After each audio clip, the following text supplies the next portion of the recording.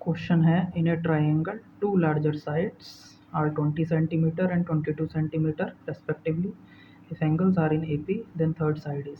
ठीक है, अब इसमें हमको एंगल्स निकालना इस क्वेश्चन में ज़रूरी है।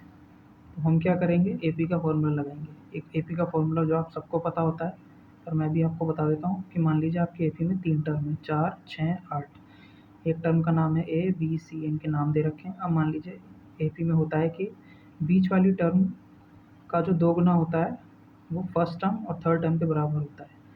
ठीक है, यानी कि अगर ट्वाइस ऑफ बी करेंगे हम, जैसे मान लीजिए आप ट्वाइस ऑफ बी कर रहे हैं तो ट्वाइस ऑफ बी जो कि है 6, ए है 8, सी है 4, तो ये दोनों बराबर होता है। ठीक है, इस फॉर्मूले का इस्तेमाल हम करेंगे इस ट्राइंगल में एंगल निकालने के लिए।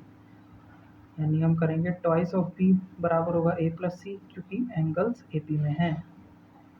अब मान लीजिए ट्वाइस ऑफ एंगल भी, एक एंगल भी हमने खुद जोड़ दिया ताकि ट्राइंगल के तीनों एंगल हो जाए।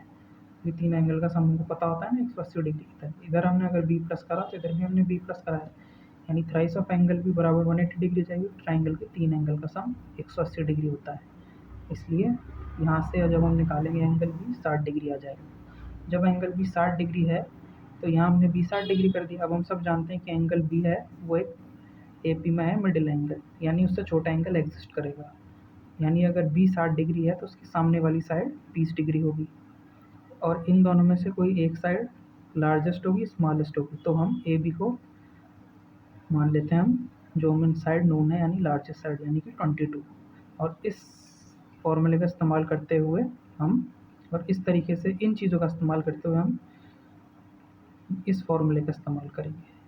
cos 60 डिग्री, इसमें आप चाहें BC को लार्जेस्ट मान लें, AB को लार्जेस्ट मान लें, उससे कोई फ़र्क नहीं पड़ेगा। हमने AB को माना है अपने लार्जेस्ट, यानी AB अगर 22 है तो AB का स्क्वायर 484।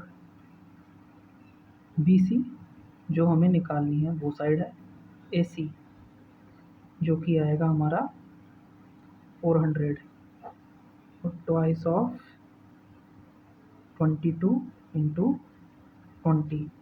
जब आप इस फॉर्मूले का इस्तेमाल करेंगे तो एंड में जाके आपकी जो x जो आपको फाइंड करनी थी, आपकी इक्वेशन कुछ इस तरीके से बनेगी।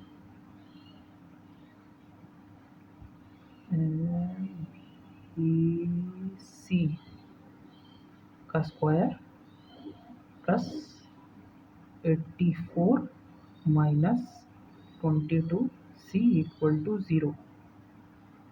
यहाँ से जब आप आएंगे तो यहाँ से, सॉरी ये B नहीं है ना, ये C है, सॉरी BC है, BC का स्क्वायर।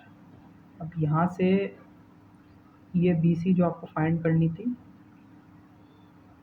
ये आ जाएगी आपकी BC इक्वल टू आएगी आपकी 11 प्लस माइनस √37। ये आपकी BC की वैल्यू है, यानी ये जो साइड होगी इसकी वैल्यू आपकी 2 आएंगी। यहाँ तो हो सकती है 11 प्लस √37 या 11 माइनस √37, और इसमें आप माइनस की वैल्यू भी ले सकते हैं, क्योंकि जो 37 का अंडर रूट होगा वो 6 से कुछ बड़ा होगा। तो आपकी साइड 11 में से अगर हम 6 माइनस करेंगे तो अभी साइड पॉजिटिव ही रहेगी। मान लीजिए अगर ये साइड नेगेटिव आती, मान लीजिए यहाँ होता 144 या 144 से बड़ा, तो ये साइड अंडर रूट जब इसका आप करते तो वो 12 आता, और 11 में से जब आप 12 घटाएंगे तो वो नेगेटिव आएगा। तो नेगेटिव तो आपकी ट्रायंगली साइड नहीं हो सकती ना, इसलिए इसमें आपके 2 आंसर आएंगे। BC की वैल्यू यहाँ पे होगी 11 प्लस √37, यहाँ होगी 11 minus √37। Thank you for watching the video.